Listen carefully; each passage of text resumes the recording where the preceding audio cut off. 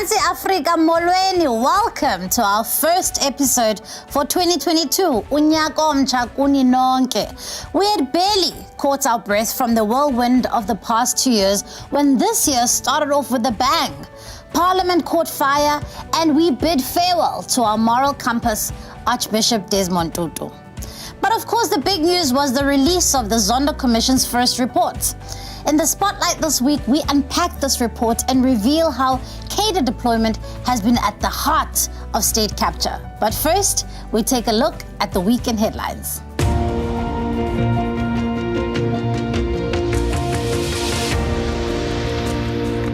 A 36-year-old man has been arrested and charged with malicious damage to property following a hammer attack on the Constitutional Court. It's alleged that the attack was linked to the release of the state capture report. It's the second democratic institution coming under siege just in a week. A building that's become the People's Parliament, now gone up in flames. Now, Lindiwe Sisulu has come under fire for her article where she questions the standing of the Constitution. The Minister Sisulu is saying, what's the use of the rule of law? What's the use of the Constitution? The Democratic Alliance has put out a strong call to Basic Education Minister Mossel to scrap rotational timetables this year and do away with the 1 meter social distance rule. The High Court in Pretoria has declared the ARTO Amendment Act unconstitutional and invalid. That's the new demerit system for traffic offences. South Africa's motorists may face further driving license renewal headaches. It's all because the card machine that produces the licenses has broken. Eskom might raise electricity by almost 20% and South Africans are not happy. This increase is 4 times inflation. 4 times inflation. It is totally unreasonable, totally out of control and unfair. This week in the headlines, a devastating fire at Parliament. Lindiwe Sisulu attacks the judiciary and proposed electricity hikes push South Africans over the edge. In a shocking announcement, Eskom has applied for an electricity tariff hike of more than 20%. This increase is far above the inflation rate, making it simply unaffordable for many South Africans. DA-led governments across the country have called on Eskom to withdraw this proposed hike. It is unfair, it is unjustified, and frankly, it is avoidable. Join the DA's fight against this devastating electricity hike by signing our petition now at no-to-increases.co.za. no-to-increases.co.za. South Africa's democratic institutions are seemingly under attack. Firstly, a massive fire ravaged Parliament, the very seat of legislative power in South Africa. And then our Constitutional Court was attacked under dubious circumstances. While the jury is still out on the motives of these attacks, the DA has called for an independent forensic investigation into the fire at Parliament. What we do know is that prior to this fire, a report was released to Parliament highlighting the many fire risks to the building. This report was ignored and its recommendations were not implemented. It is clear that heads must roll, starting with the Speaker of the National Assembly, Siviwe, the Minister of Police, Begitsele, and the Minister of Public Works, Patricia de Lille. Only by holding those accountable will we ensure that a tragedy like this is never to be repeated. And speaking of attacks on our democratic institutions, the ANC factional battles have led to Minister Lindiwe Sisulu launching an unprecedented attack on the judiciary. In an opinion piece, the Minister of Tourism insulted judges, calling them mentally colonized Africans and blaming them and the Constitution for the ANC government's failures to deliver basic services to the people. And after a stern dressing down from the acting Chief Justice, Raymond Zondo, Sisulu still proceeded to denigrate our Constitution further. It is disgraceful that a member of cabinet would openly undermine the foundations of our democracy in this fashion. Our judiciary has always acted independently and fairly, and it can't simply be used as a punching bag in the ANC's factional wars. With all schools open from today, the DA wishes all learners a successful academic year. However, unnecessary COVID-19 regulations continue to have far-reaching consequences on all aspects of learner development, which includes learner nutrition, their well-being, their mental health, but most importantly, their education. The DA has called on the Minister of Basic Education, Ngwenya, to do away with these regulations. No child of school-going age should be at home due to irrational regulations. Minister Ngwenya must ensure that no learner is left behind by fully opening schools. And finally, while we all know that the Deputy President often goes to Russia to get his medical help, it seems that the country's only machine that prints driver's licenses also needs to go international for repairs. To make matters worse, this is the one and only machine in the country. That's right, there's only one machine in the country designated for this function. It means that hard-working, law-abiding citizens are now expected to fork out additional money to pay for temporary licenses whenever this machine breaks and whenever it's sent international for repairs. My folk fikile, this is pathetic, even for you. In the Spotlight this week, we discussed the findings from the first state capture report and how cadre deployment is at the very heart of corruption at state institutions. Let's take a look at this story in the Spotlight.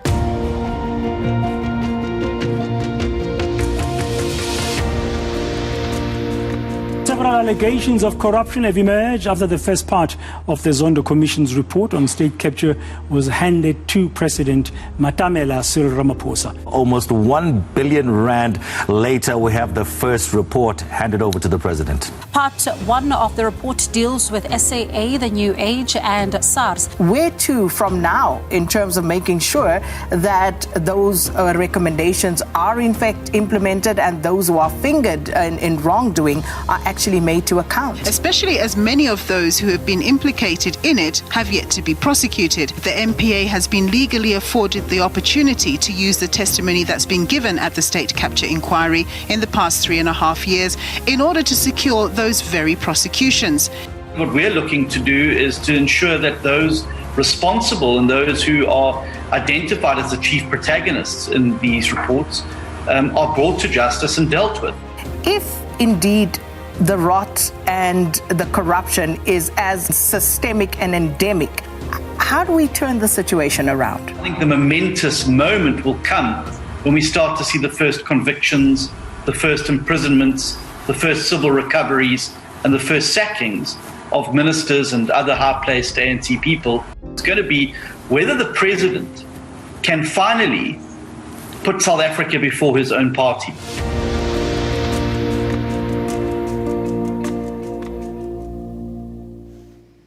3 years, 278 witnesses, shocking revelations, and 1 billion rand later, South Africa has finally received the first of a 3-part report from the Zondo Commission on State Capture.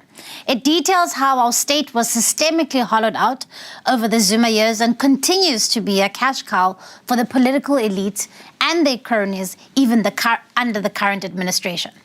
This is the first part of this report, and it has focused on the SAA, the New Age newspaper, and finally SARS.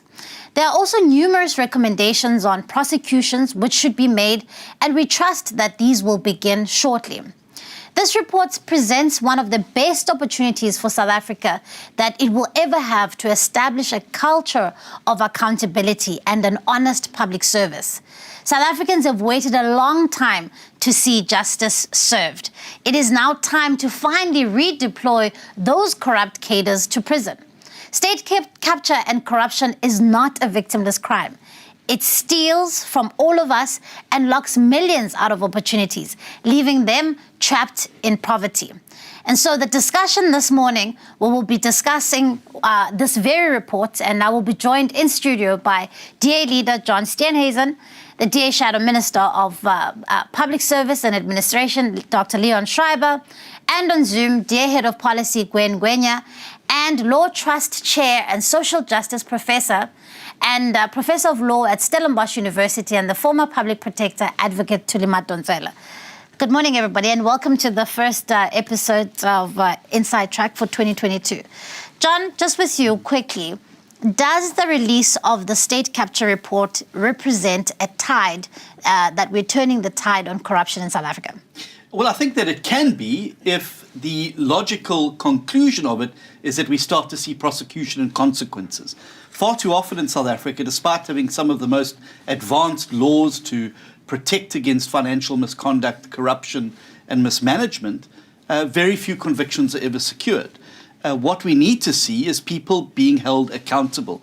And if you look at a lot of the problems that beset local government, provincial government and national government, as well as the parastatals, there is a lack of a consequence framework there. So people do wrong, they walk away and nothing happens. They just simply move on to the next government department or next parastatal and carry on with that. And we see that pattern in the entire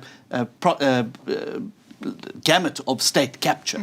So I think it can be a turning point if it signals a time now for South Africa to start holding people accountable. What that will do is become a clarion call then, and a very clear indication to South Africa that corruption is something we take seriously and that there are consequences for it. As you said, it's not a victimless crime. The real victims of corruption are the 30 million South Africans that live in poverty, have no opportunity, and in which that money that could have built a clinic in their community, improved schools, put teachers in classrooms, created a better environment, a safer environment for them, has been stolen by a very wealthy elite who keep getting away with it. So we've seen reports in the past. We've had reports of inquiry into Nkandla. We had the Farlam Commission of Inquiry. We've had the inquiry into the Serafina debacle. We had the inquiry into the Waterkloof landing.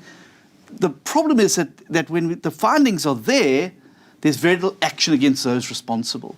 So if we really want to turn the tide, we've got to then make sure that people feel the consequences. We've spent this money.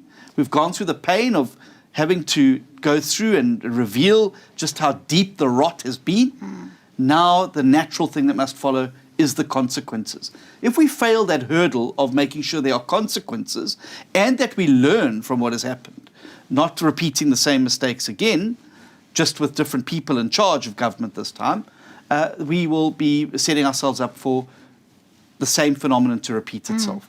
So the report in itself must be seen not as the end point, it's got to be seen as the starting point. And as I've said earlier, the real swallow that will indicate that the summer of the fight against corruption is here is when we see civil prosecutions, we see people being jailed, we see civil recoveries, we see people being removed from their positions in cabinet and in parliament, people who themselves are the architects of the state capture. And speaking of the rot, Leon, I mean, when we look at the report itself, I mean, what are the key takeaways really, especially as it pertains to the impact on the public service? Well, I think in many ways, Siviwe, this first report is an appetizer of what's to come. It does deal with SAA, it does deal with the South African Revenue Service. In many ways, it confirms the ill dealings that we've known about going on there for quite a long time, and it is important to have that confirmed.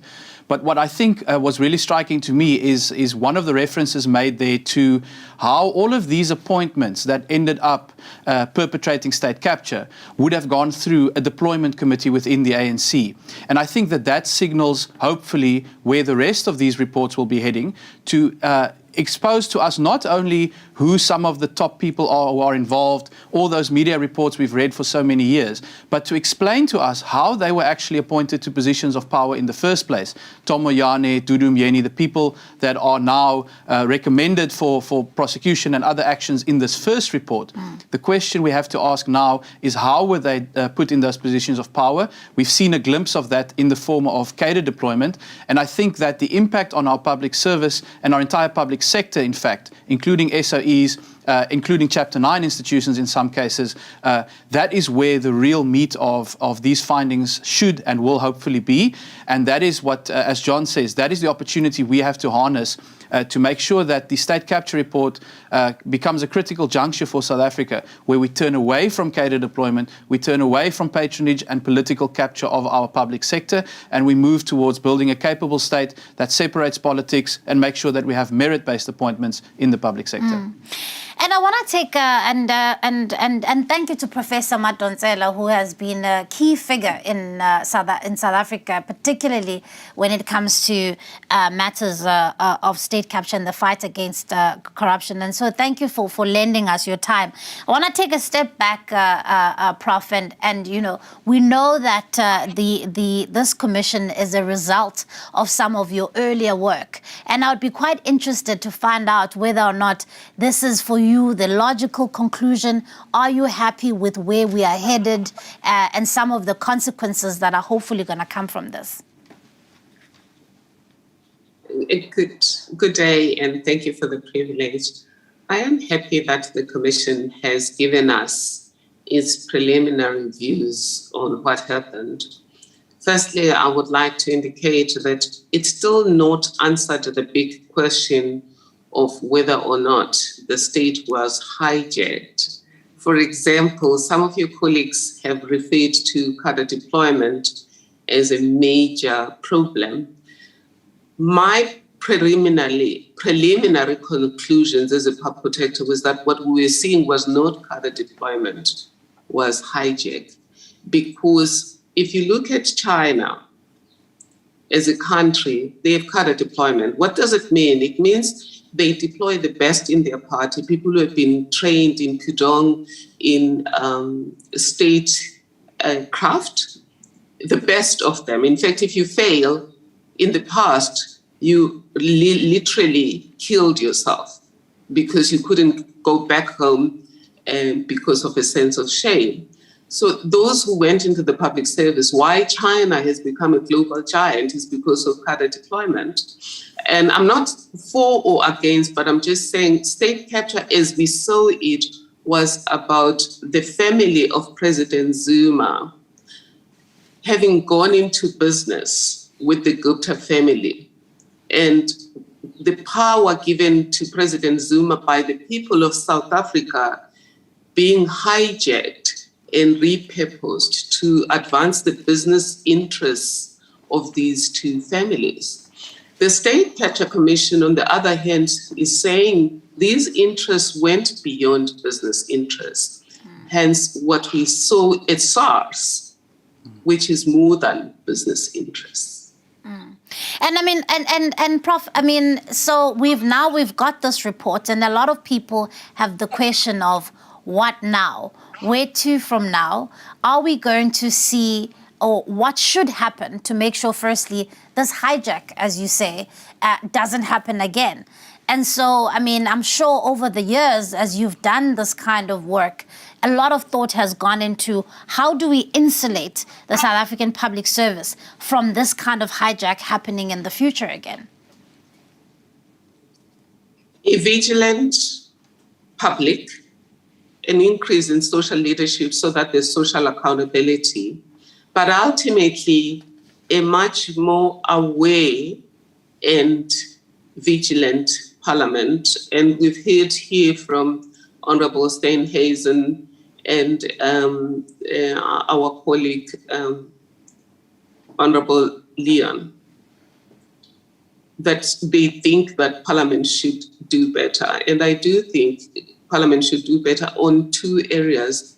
The first one is just making sure that once the report is concluded and the President has indicated what he has done and what he intends to do in terms of the Executive Members Ethics Act and the terms of reference of the Commission, then Parliament monitors what the President has done, and Parliament should also decide what more needs to be done based on its own assessment of what the report has said.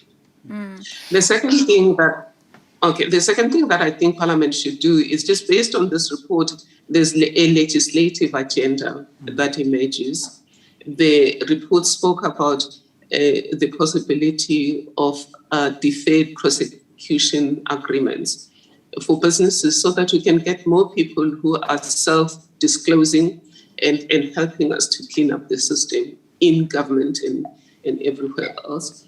We can also begin to amend the Protected Disclosures Act to improve protections for whistleblowers and also to cover this issue of companies that wish to repent and be given something, an incentive for repenting. Prof, I mean, and then I'm going to bring you in here, John. I mean, one of during the testimonies at the Zondo Commission, previous presiding officers from Parliament gave almost a very grim assessment of Parliament's performance over the years. Do you think that more could have been done from the legislature point of view to try very much in holding the executive to account and perhaps, save South Africa from the extent of what we saw over these past couple of years? And perhaps what is the message to people who are in the legislature now to, trying to make sure that this does not happen again?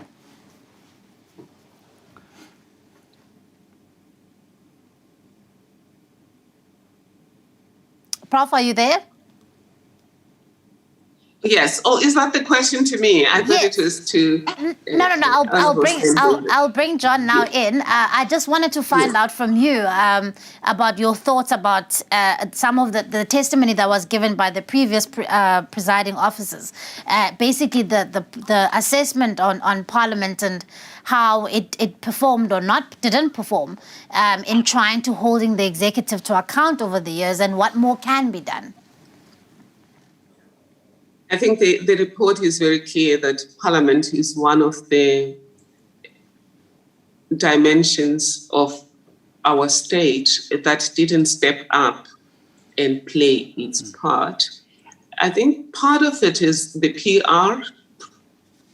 PR arrangement, in that people are loyal to their party instead of loyal to democracy and the citizens. But the second thing is the toxic relationship between parties in Parliament. And I think now, when we start after this next State of the Nation address, I would recommend that leaders in Parliament come together to agree on what is common ground. Do we all believe that corruption is wrong? Do we all believe that there should be consequences for corruption?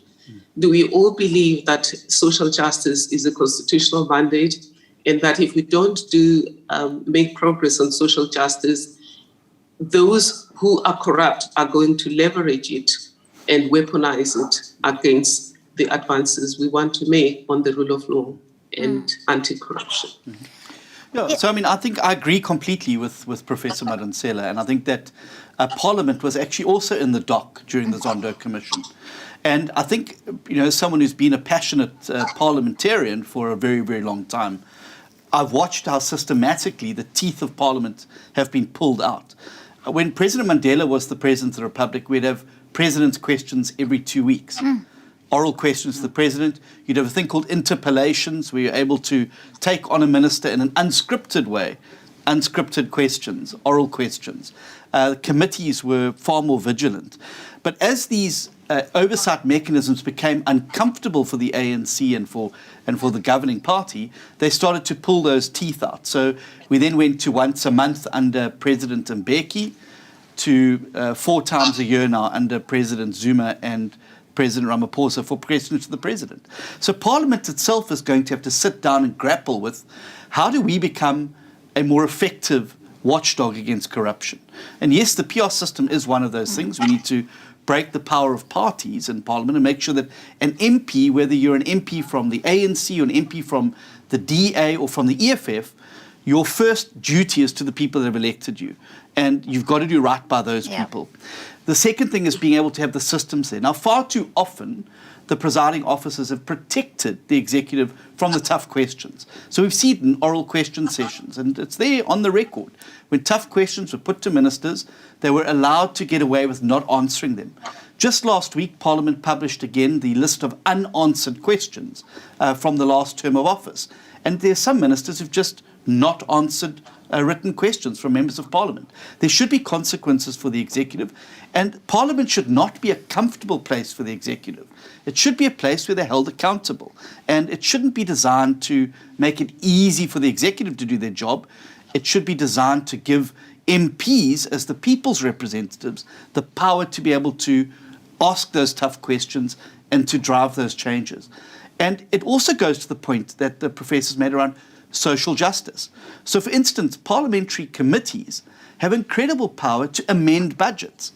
We should be taking money away from spending on nice-to-haves and perks for ministers and flights, and Leon has been involved in exposing how we pay for flights for ex-ministers. Parliament should be an activist parliament and say, we're not going to accept the budget this way. We're making the following amendments to the budget, which is within Parliament's power to do, but it's never done it. And I think that it needs to assert itself far more and not be a lapdog, but be a watchdog for democracy and be an assertive voice for the people of South Africa. So I couldn't agree more with Professor Madonsela. Absolutely. And I mean, Professor, I want to also just, before we conclude our conversation, it's very, very, very easy to, to become very pessimistic about the future of South Africa. And, you've given us, some food for thought about what Parliament can do, what citizens can do, what civil society can do going forward to make sure that we never end up here. Are you hopeful that we would be able to, save South Africa from the gridlock of corruption? Are you hopeful that we would be able to turn the tide in this way? Honorable Siviwe, I've never been as hopeful as I am today. Today I received a copy of a book from a 9-year-old, Daniela Takis, Lola the Spy Dog. Please buy it. I will. But it's a child's book about what's right and what's wrong. It's a spy book.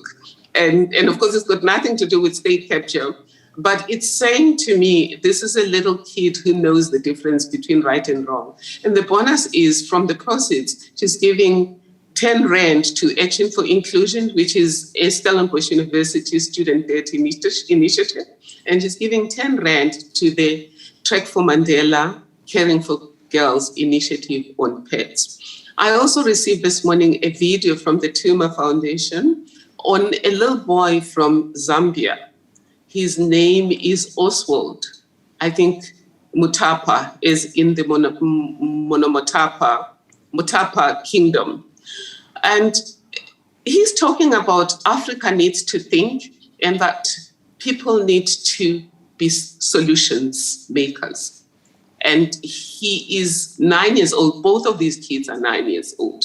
So if 9-year-olds are saying, let's show up, step up, and fix what is in front of us, what can beat us as grown-ups? Yeah. The Commission has lit a torch on what's wrong. What's left is for civil society to show social leadership, parliamentarians to do what we elected them to do, and the executive to do what Parliament has asked it to do. And I think we can do this. Absolutely. And thank you so much for your time, and thank you so much for the work that you've done and the work that you started to get us here. And thank you for lending us your time so that we can have this very important discussion, so that we can start to map out a way forward on how to make sure that we beat corruption. Thank you. It's been a privilege. Thank you. Thank you, Prof. Wow, what an inspiration. I mean, the real torchbearer of what is right and what is wrong. I mean, remember, this is the lady that brought the Nkandla report. I mean, it took a lot of courage then to stand up to the Zuma regime, and I think that was the start of the big cracks there in the wall, and such a honor to have her on the show with us today. Absolutely. Almost also reinvigorating, or at least showing us why Chapter 9 institutions are so important and why these constitutional institutions are so important. And Leon, now I want to get into sort of the nuts and bolts of some of what we have seen, particularly, Professor Madonsela talks about the hijack, and part of your analysis has been that part of the problem has been cadre deployment, or at least the interference of appointments in the public service. What have been some of the things that have been coming out of the minutes that you've been going through? Yeah, what's really striking to me about this conversation is that I almost get the sense that the State Capture Commission has gone far wider than perhaps even the initial ideas of state capture would have suggested. Because, John and I were up there in Joburg when President Ramaphosa was testifying, and certainly it was clear from the evidence leaders there that they were casting the net wide and looking for the systemic problems also beneath this hijack, as the Prof calls it. So what we've managed to do over quite a long period now of engaging with the Commission and also with the ANC is to get hold of minutes of meetings of the ANC's deployment committee. It covers the period between May 2018 and May 2021.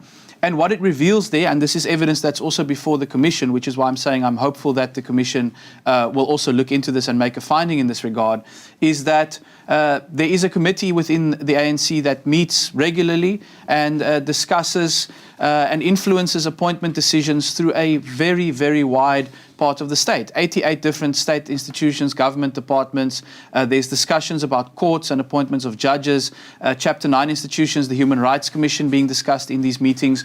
So what we see for the first time now, even though we've known for 20 years and the DA has been opposing cadre deployment for 20 years, we have now for the first time really solid evidence and proof, documented proof of the fact that this commission exists and how it operates. And in fact, what is also really very striking is that these minutes actually belie some of the testimony we've heard. We've heard a very deceptive approach from someone like Gwen before the Commission. President Ramaphosa at some point said, no, there's no discussion about which judges should be deployed to which positions. We've now seen that, in fact, in the minutes, that is very, very firmly discussed. Names are proposed, and therefore that's why we've also written to the Commission and say you have to look at the potential for perjury in some of this testimony. So these minutes have really been a very, very powerful revelation, and it's exposed the inner workings of cadre deployment. Gwen, I want to bring you in here. Gwen, as our head of policy, I mean, one of the things that we have seen, I mean, obviously cadre deployment is a policy of the ANC. What are some of from a policy perspective, how do you think that this has undermined the integrity of the public service? And what do you think is almost the alternative then to that? Yeah, I mean, I think firstly, I'd want to start off by saying that obviously I highly respect Professor Madonsela's comments, especially with the comparison to China. But I do think that what's important, especially what parliamentarians need to bear in mind, is that policies and legislation cannot be formulated around almost your ideal MP or your ideal minister. It is important to consider, what does this legislation enable? What could a weaker or a more nefarious person do with what this legislation enables? And I think that's unfortunately also the perspective that we have to look at it from. And the reality is that even though cadre deployment, one could argue you could deploy highly talented, highly capable individuals, the moment you have such a policy, you do open the door for a different kind of individual, to step in. And so that's exactly what we have seen here. And it's important to recognize that this is a long-standing policy position of the party, which predates the ANC coming into government in 1994, and as early on as the late 1990s, we can see commentary on state capture and how effectively it is working within internal ANC documents. And I think the MO of cadre deployment is really the same, and its fingerprints are all over the Zondo report. So essentially for me, what we understand about how it operates is that individuals loyal to the ANC and to the party, not the objectives of the institutions that they are called to serve, are identified and then made available to be forwarded to ministers and others to appoint in various roles across the state. And obviously this undermines competitive processes. And it's very important to also bear in mind that this is not simply names being forwarded to the party by party representatives simply to inform the party, to keep them up to date, because an argument by those who want to underplay cadre deployment, an argument they have forwarded is to say, well, the minister is a party representative, the president is a party representative. What is wrong with them simply informing the party that these are the people that we are planning to appoint? But I think that is a naive interpretation of what is happening here. This is not simply party representatives accounting or informing the party. These are individuals being lined up by the party itself, ensuring that they are loyal to the party and not the objectives of the institutions. And furthermore, top talent is then denuded in these state institutions. So we've seen in the past senior officials being removed to make way for more loyal and compliant individuals. And lastly, which I think is what brings this part of cadres for their own sake, but for the purpose of weakening, we've seen is that once they have been deployed, is that we can see that governance mechanisms are undermined and the weakening of that institution from within. Gwen, John mentions an important point that when you crafting legislation or policy, you don't do it for the incumbent. And that's something that the DA has been very vocal about in its fight against corruption for many, many years. I mean, what have some of the practical things been that we've done in Parliament as a party in fighting this kind of practice? Well, if you look back, every one of the major big scandals was essentially taken on by the DA in Parliament. As far back as the arms deal, the Viridine scandal, Serafina, driven by Mike Ellis at the time, was the DA MP, the Waterkloof landing. At the front line of the fight against corruption has been the DA. And it's been a lonely battle sometimes. When you've taken on those battles in the past, you've been vilified by the media, you've been vilified by your opponents, and everything that we warned about, going as far back as when James Marburg, who was a DA researcher at the time, first started writing about state capture. The DA could see what was coming down the road, and it every time has tried to stop this from happening. It's been very, very difficult with a parliament with an overwhelming majority of governing party MPs, and you saw what happened to Gavin Woods and others when their Scopa tried to intervene there. The ANC used the majority in Parliament to just simply ride roughshod over it, and were ably assisted by the presiding officers at the time. So what we have to do is to, as we've spoken about already, rebuild Parliament.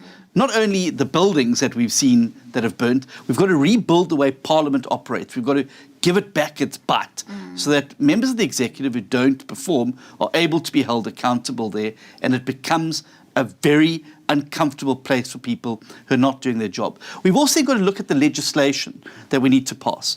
We've seen how easy it is, and remember, a lot of these regulations and laws were designed for a Mandela presidency in mind. They weren't designed for a nefarious individual like Jacob Zuma to be at the helm, or to have people in government like David Mabuse and others who don't have honourable intentions. And what we need to do is to firewall those institutions from ever being able to be captured by this again. So, for instance, if you are, let's look at a democracy like the United States, if there is a key appointment to a state-owned entity, there are generally a set of congressional hearings that take place on the suitability of that candidate. It's not decided in some smoky back room. Parliament will interview, and that person will be grilled, and it will be done publicly, so that there is a proper process. And you can do then what Gwen is saying, is get the best person for the job. Because if the ANC tries to put some cadre in who's not up to the job, that public hearing is going to expose that very, very quickly. That you've got a set of experts, and this one person sticks out like a sore thumb because they don't know what they're doing. And it then makes it harder to appoint someone like that, a Dudu Myeni or a Tom Moyani, into one of those key positions. And then we've got to make sure that there are safeguards within the ROSE regulations to firewall that from ever happening again. And if we can get that right over the next 5 years as a legislative agenda as Parliament, I think we would have done a lot. Then, of course, it comes down to the prosecution authority as well. And that's the big question on everybody's lips. And the jury is still out on whether the prosecution authority has the resources, the talent, and the ability to be able to secure prosecutions in many of these instances.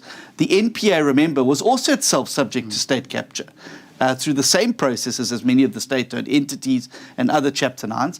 And so their capacity has been hollowed out significantly over the years. We've got to look at creating a new anti-corruption agency. The ANC government did away with probably the most effective anti-corruption agency we've had in post-democratic South Africa, the Scorpions. And that was a very good model because it was a multidisciplinary focus.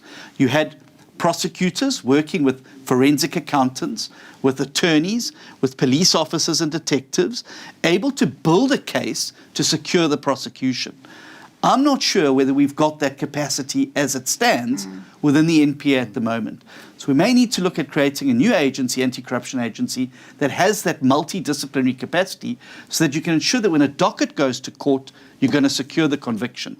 Because the worst thing that we will see happening, that we could see happening now, is that we get half-baked dockets going forward, from the Hawks and to the NPA. The police work is shoddy, it's sloppy, and you find these state capturists getting away on technicalities. And I think the message that would send would be terrible. So we've got to go hard off them with all that we have as a country to make sure they pay for the acts of omission and commission that they've perpetrated, particularly on those 30 million poor South Africans. And with looking at that commission in particular, we also have to look at issues like funding and issues like who gets to form part of that commission and the independence of that commission or that entity, so that we can insulate that in itself from political interference. There's no shortage of money. Why do we need a Department of Sports? Why is government interfering in sport all the time? We don't need a Department of Sport. Close down unnecessary departments, rechannel that funding to a prioritization. And this is the thing that makes me angry about the ANC, and it makes me angry particularly about President Ramaphosa, because they talk a good game. You saw the president's newsletter this week. We want to fight corruption. We've all got to be together in the fight against corruption. He can't fire people in his own cabinet from other parties who don't do their work properly and are undercloud. Never mind people like Lindiwe Sisulu from his own party. How do you expect South Africans to take you seriously when you release a letter saying we must all join the fight against corruption when you cannot move against the people in your own party who you know are corrupt, who you know have stolen from the poor, who you know continue to run patronage networks? And this is the thing that frustrates me. It's time for action, not words. And unfortunately, the president, it's been almost 5 years now, has been a man of words, but very little action. Speaking of words, we know the piece of legislation that you've introduced, a private member's bill that we've drafted, which would work very well with what John is talking about, this commission. What is it about and how far are we? I mean, if people at home are wanting to know, how far are we with that legislation? When can we start to see it in action? Yeah, so some of the viewers may remember that as far back as a year ago, the DA had introduced the End Cadre Deployment Bill to Parliament. And because of our long-standing work on this issue, we actually are in a position to offer a very comprehensive solution right from the word go. And so that bill is now before the committee. The Public Service and Administration Committee will be discussing that bill soon. And essentially what it does is what John was talking about. It outlaws the practice of smoky, backfilled rooms deciding beforehand who should be appointed to which positions on the basis of political loyalty. And it also really strengthens an institution which I think we don't discuss enough, which is the Public Service Commission. We have a Chapter 10 institution that is supposed to be the watchdog for human resource and public sector appointment, recruitment issues. And unfortunately, like many other things, it does not have the sharp teeth that it actually needs and the independence that it needs. But what the End Cadre Deployment Bill would also do is to bolster the independence of the Public Service Commission and actually give it the power to take remedial action against appointments that were made on the basis of anything other than merit, and actually for it to also oversee recruitment and selection processes in the public administration. John mentions departments that shouldn't exist. We shouldn't have a Public Service and Administration Minister and department. It should be run by the Public Service Commission. That's why they're there, and they should be independent of politics and a professional agency to oversee these issues. The other thing I want to just raise is Gwen's point about people, skilled professionals who have been locked out for many years from employment in the public sector because of cadre deployment. Decisions, as we can see clearly in the minutes now, where appointment decisions are overruled, where the ANC says that you need to add cadres to this list, and in fact the deployment committee will sometimes reserve for itself certain appointments that ministers then couldn't make. And the issue is then, of course, that competent professionals who are not ANC cadres apply for those jobs and they don't get it. So that's why, together with my colleague Michael Bagram, we've issued a call for South Africans who applied for positions that are discussed in these cadre deployment minutes to come forward, approach me or the DA or Michael Bagram, so that we can look into your case. And here's something very exciting going forward. If we can show that positions that were discussed in the ANC cadre deployment minutes and that were predetermined essentially, and therefore constitutes unfair discrimination against other South Africans who are not cadres but who may have been better qualified for those positions, we can launch an assault on cadre deployment through that avenue as well. And all of this, Siviwe, leads up to the point where we have to uproot cadre deployment. We have to get it declared unconstitutional. We have to use Parliament with the End Cadre Deployment Bill, and we have to make sure that this is the critical reform that comes out of the State Capture Report. Now, that's very important because Leon and I were both made sure that we were at the Zondo Commission in person when the President testified. And if we think that the revelations that have come out after these 3 years are some deterrent to cadre deployment, I'm afraid that what we heard the President telling the Commission was something completely different. He virtually, and Leon will bear me out, begged Judge Zondo not to make a finding that cadre deployment is unconstitutional, which shows that there's actually very little appetite within that organization to end cadre deployment. So it's very important that the public, civil society, academic organizations get behind this bill. Because what Leon's bill will do is do precisely that. It will insulate public institutions from ever being captured again, no matter which party's in power. I mean, it could be us in power at the next election if things go according to plan. What we want to do is to insulate it from ever being abused again, regardless of who's in power.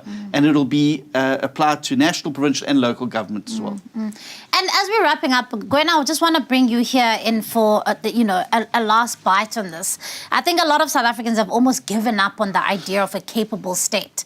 And I mean, what are some of the key things from a DA point of view that we would want to, inject in making sure that we have a capable public service that serves people and does what it's meant to do? If I may, Siviwe, I think, Leon and John have spoken a great deal about the public service and shielding it from, appointments that are based on considerations other than merit. But maybe as a final point, I would really just like to point out that part of the State Capture Report as well is highlighting the ways in which the state or, the civil service as well can be captured by elements outside of also party politics. And I think we mustn't, forget that.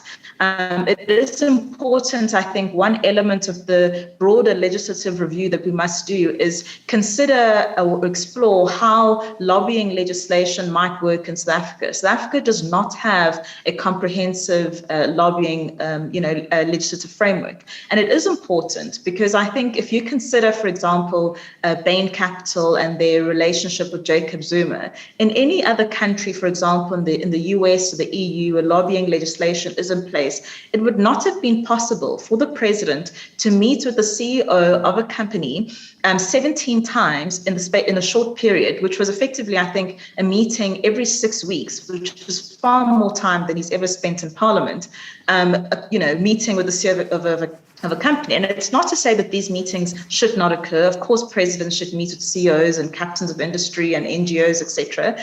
But when they become that frequent, even more than you meet with your own, Parliament, etc., it is important that that is at least on the public record. And I think just the fact of that kind of meeting being on the public record would have invited scrutiny far earlier than it did. We wouldn't have only learnt about it much later. So I think lobbying legislation and bearing in mind how we also rein in the influence of outside capture, not just party capture of state institutions, but perhaps private capture by other elements, the Guptas, companies that have been implicated, is also vital. Absolutely. And so, I mean, as we're closing on, I mean, what are some of your marching orders in the next 6 months in the fight against particularly this practice? Well, I'd have to hear from my leader about marching orders, but no, we've got a very comprehensive approach to this. The first thing is that we're continuing with our court case against the ANC because we want to obtain minutes and other records predating the May 2018 minutes that we currently have. The ANC has very conveniently said that minutes do not exist from prior to the May 2018 Cadet Deployment Committee meeting, which is, of course, the period when President Ramaphosa was the chairperson between 2013 and 2018. Which is strange because one of the sets of minutes confirms minutes from the previous meeting. The first item in the first set of minutes is adopting the previous meeting's minutes. So clearly there is something, at least one set of minutes previous to the ones that we've obtained. Yeah. So we will be continuing with that court case. Hopefully we get a hearing in February, and so that we can expose a longer period of the activities of the deployment committee. And then, of course, the focus will be in Parliament, driving the End Cadet Deployment Bill. We are hoping to get cross-party support. This is a moment for all of us to rally around solutions based on the findings in the state capture report. And so it is something that should cut across party lines. And the DA is open to input from other parties as well. The bill is there. Let's use the legislative process, as Professor Madonsela, as John has mentioned. Let's make sure that Parliament becomes the actual venue for debating and finding solutions. So the bill is there. Let's engage with it. And then just to repeat the call, anyone who sees positions that they applied for being discussed in these minutes, please approach the DA so that we can see if we can help you. Absolutely. John? So from us, three big priorities. Yes. First of all, get Parliament up and running. Yes. We must not allow the fire to distract Parliament from grappling with these issues. Yes, it's tragic what's happened, but a Parliament is more than bricks and mortar. Yeah. Parliament is the work that's embodied in the Constitution. And so we've got to move as seamlessly as possible into ensuring that we don't end up with a year's interruption, because I can tell you that year will be used to bury this report. So we've got to get Parliament up and running again and make sure its committees are working.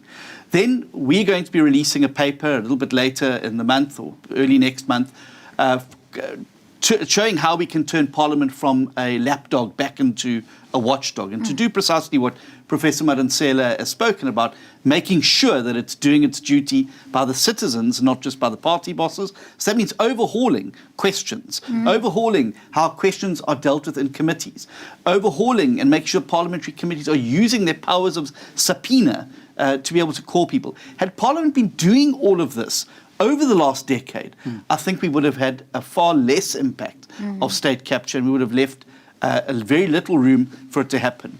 And then thirdly, making sure that we have an agency and that the NPA are able to go after these individuals. What we saw after the arms deal report, it took so long for the prosecutors to get their act together that by the time it came around to charging people, the main protagonist had either died, had left the country with their ill-gotten gains, or had moved on into other positions. And so nobody was held accountable. So those for me are the three big focuses this year, apart from the legislative agenda of getting this bill. And Leon's right. This bill is not a DA bill. It's a bill for South Africa. It's the first meaningful step being taken in the parliamentary process to assure South Africans that what has happened will never be allowed to happen again. And so the country's got to take ownership of this bill. They must write to their MPs. They must, doesn't matter if you're not a DA member, write to the person you voted to and say, I want you to support this bill. Civil society needs to get behind this bill. Academia need to get behind this bill. The Public Service Commission should get behind this bill because it's going to give them the teeth that they need to do the job that Chapter 10 of the Constitution says they must do. So it's going to be a busy year. No. And you're absolutely right about this being not simply a DA bill. And ultimately, no political party has ever come out and said corruption is right. And so therefore, we expect unanimous support when it comes to this bill, because actually everybody agrees that corruption has been the cancer in our public life in South Africa. And we will be back after this.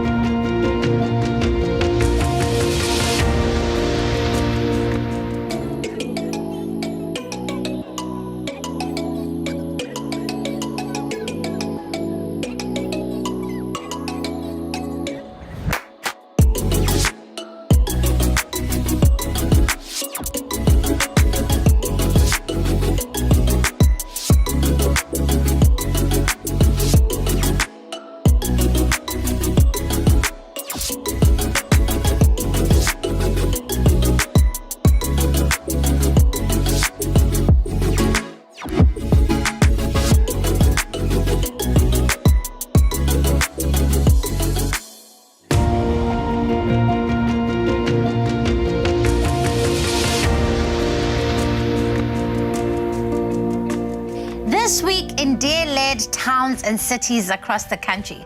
In the Western Cape, it is now legal in 24 municipalities to produce solar PV energy. We are inching closer and closer to a load-shedding free South Africa. And the city of Tshwane has launched a recruitment drive for 9,000 job seekers. And DA Run Ngwenya is working hard to support families affected by the recent floods. Where we govern, the DA truly gets things done. On to this week's DA at Work feature, we speak to the executive mayor of Mossel Bay, Dirk Kotzé, about what it means to run South Africa's top-performing municipality.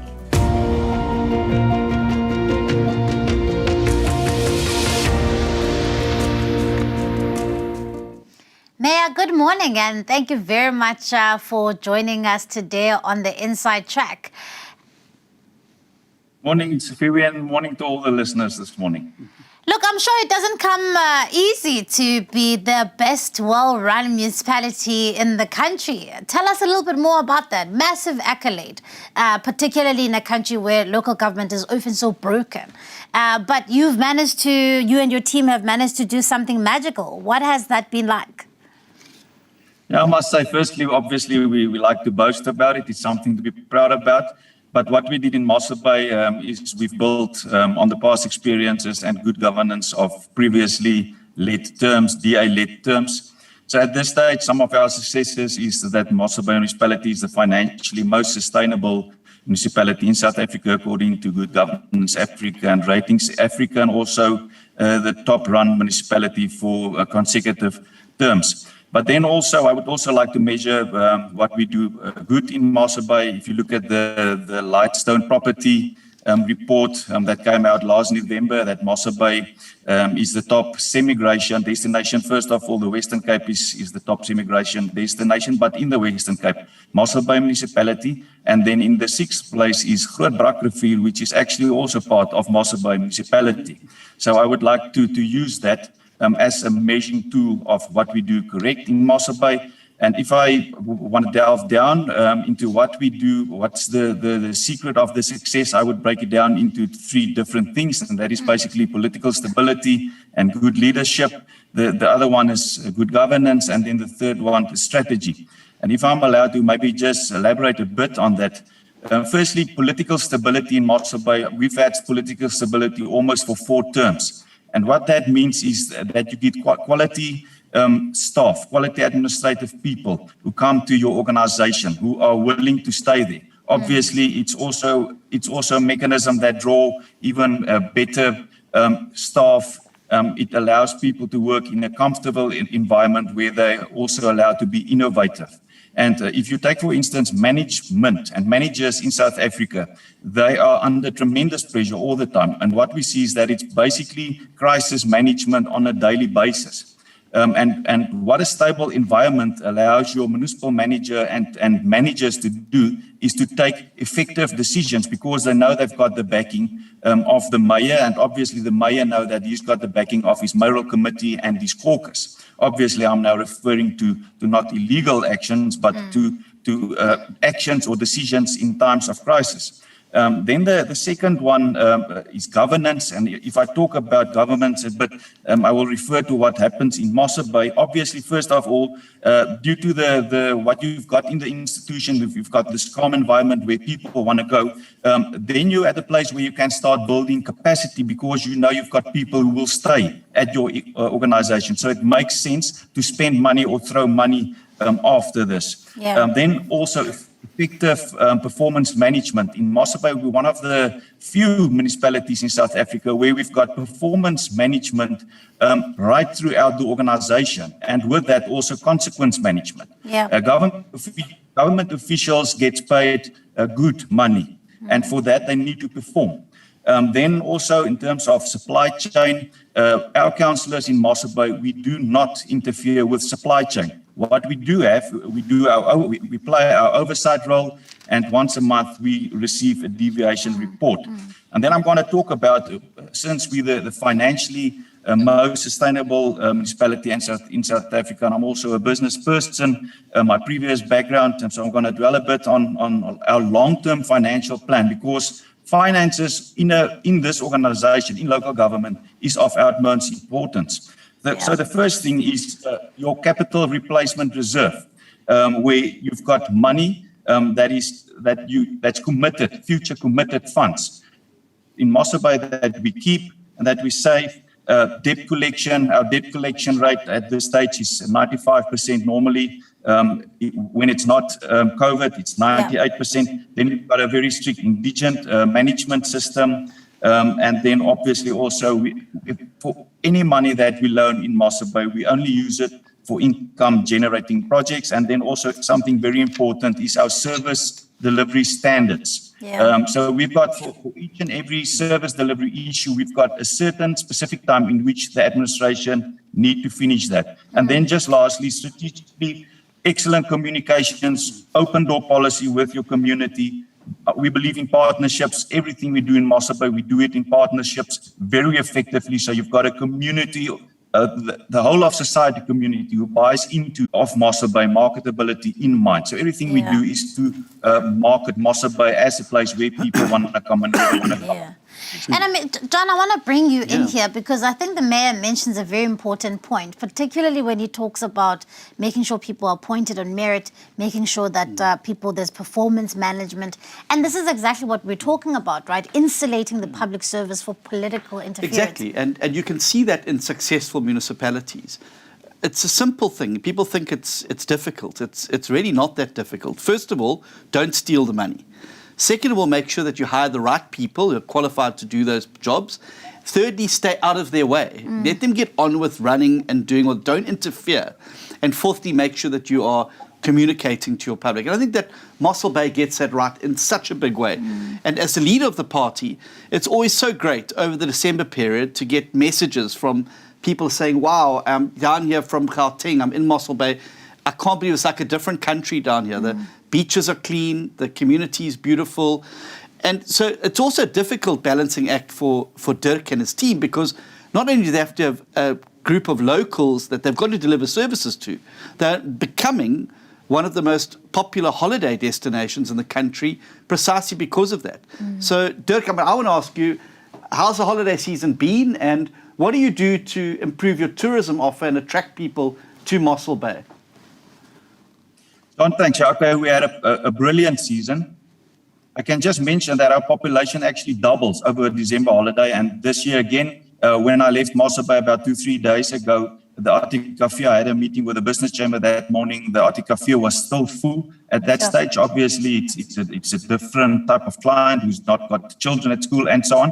But yeah, Mossel Bay, like I've said, everything we do is to market our destination as a place where you want to come, not only and to do holiday or invest, also to come there and invest. So we've got the Great Escape to Mossel Bay campaign that we are driving hard at this stage. I've received messages out of the whole of South Africa. We've got branded Mossel Bay, Great Escape to Mossel Bay branded trucks. Some have been seen even in Namibia and in Tanzania over the past week. And other part of that of the strategy was where we had the same campaign. There was a touch rugby. Every year there's a touch rugby campaign, and we had the Mossel Bay branding campaign all over all the beaches in the Western Cape. Like I always say, it's not only to brag about Mossel Bay and to sell us as a place of destination and as a place to come and have a very nice holiday, but we also try to sell and attract people to the whole Western Cape.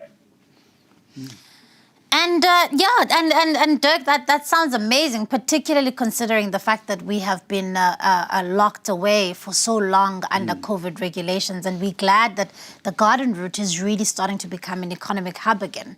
And thank you, Dirk, for all the work that you and your team are doing. Strength to your arm. Continue communicating to our residents and continue serving them well and with integrity. All the very best with the work ahead. Baie dankie Dirk, ons is vreeslik trots as die leierskap van die party vir die wonderlike werk wat julle doen daar in Mossel Bay. So baie dankie en steek groete aan al die DA raadslede in jou span daar. Ons is baie trots op julle. And we will be back after this.